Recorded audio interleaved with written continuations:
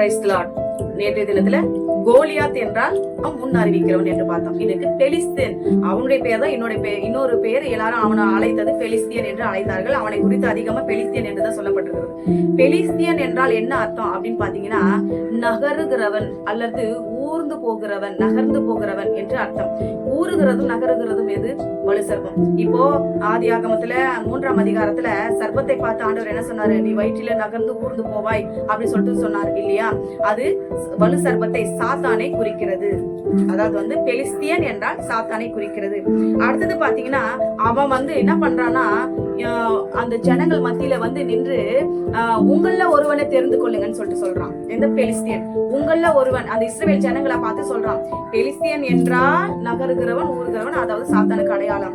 இஸ்ரவேலர் என்றால் தேவ பிரபுவின் பிள்ளைகள் என்று அர்த்தம். அதாவது தேவ பிள்ளைகள், தேவ பிரபுவின் பிள்ளைகள். சரியா? நம்மவெல்லாம் தேவ பிரபுவின் பிள்ளைகள். அப்ப நம்ம குறிக்கிறது. இப்போ இவன் என்ன பண்றான்? அவங்கள நிந்திக்கிறான். உங்கள ஒருவனை தெரிஞ்சு கொள்ளுங்க, அவன் என்ன ஜெயிச்சுட்டா, யார் எந்த டீம் ஜெயிக்குதோ, அதாவது பெலிஸ்தியர்கள், இஸ்ரவேலர்கள், இந்த 2 டீம்ல யார் ஜெயிக்கிறாங்களோ அவங்க ஜெயிச்சவங்க தோத்தவங்கள ஆளணும், அவங்க எல்லாம் தோத்தவங்கள அடிமைங்க, ஜெயிச்சவங்க அவங்கள ஆளணும் அப்படின்னு சொல்லிட்டு சொல்றான். இது எதை குறிக்குதுன்னா, சாத்தா என்ன பண்றான்? இயேசு கிறிஸ்துவ பார், இந்த உலகத்தை எல்லாம் நான் உனக்கு தரேன், என்ன பணிந்து கொள்ளுங்கன்னு சொல்லி கேட்கிறான் பத்தியா? ஆண்டவரை போயிட்டு சொல்றான், சோதிக்கிறான் இல்லையா? அந்த காரியத்தை குறித்து சொல்லப்பட்டிருக்கிறது. அது மாத்திரமல்ல, இந்த பூமி இப்ப எனக்கு சொந்தம், நீங்க தோத்து போனா எனக்கு என்ன அடிமையா, எனக்கு அடிமையா இருக்கணும், என்ன நான் உங்களை ஆளுக செய்வேன் அப்படிங்கிற மாதிரியான ஒரு காரியத்தை அவன் சொல்றான்.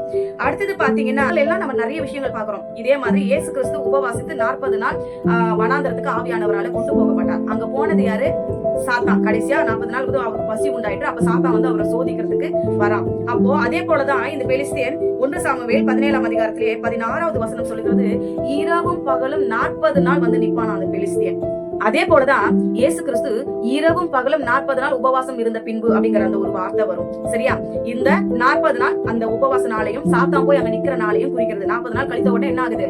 40 நாள் கழித்து இயேசு கிறிஸ்து பசி உண்டாயிட்டு, இவனும் இரவு பகலும் 40 நாள் அங்க என்ன பண்ணானா, இந்த பக்கம் மாலையில இஸ்ரவேல் ஜனங்களுக்கு மத்தியில நின்னாங்க, இந்த பக்கம் மாலையில பெலிஸ்தியர்களும் நின்னாங்க. இதை குறிக்கிறது. இப்போ இந்த பெலிஸ்தியன் எப்படிப்பட்டவன்னா, சாத்தானுக்குரிய சகல காரியங்களையும் செய்கிறவனா இருக்கிறான். நாங்க ஜெயிச்சுட்டா நாங்க ஆளுவோம், நீங்க தோத்துட்டா நீங்க அடிமைகள், உங்கள ஒருவனை தெரிந்து கொள்ளுங்கள் என்று சொல்லி இப்படி சில காரியங்களை செய்கிறவனாய் காணப்பட்டவன் தான் இந்த பெலிஸ்தியன். அப்போ கொல்கதா என்ற பெயர் கோலியாத் என்கிற பெயர்ல வந்துச்சு. அதே மாதிரி பெலிஸ்தியன் என்பது யாரை குறிக்கிறது? சாத்தானுக்கு முன்னடையாளமானதை குறிக்கிறது. ஆமென்.